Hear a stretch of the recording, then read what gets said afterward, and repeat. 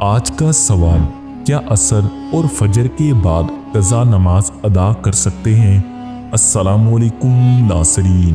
تو اس کا جواب یہ ہے کہ 3 اوقات ایسے ہیں جن میں قضا نماز پڑھنا جائز نہیں۔ نمبر 1، سورج طلوع ہونے کے بعد 20 منٹ تک۔ نمبر 2، زوال کے وقت۔ نمبر 3، غروب آفتاب سے پہلے کے آخری 20 منٹ تک۔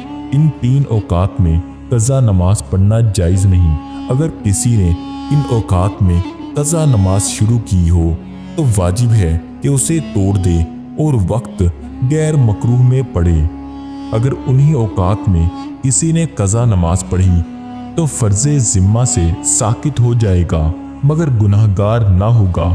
ان 3 اوقات کے علاوہ کسی بھی وقت قضا نماز پڑھ سکتے ہیں، لہٰذا نماز فجر کے بعد طلوع آفتاب سے پہلے پڑھ سکتے ہیں اور نماز عصر کے بعد غروب آفتاب سے 20 منٹ پہلے تک قضا نماز پڑھ سکتے ہیں۔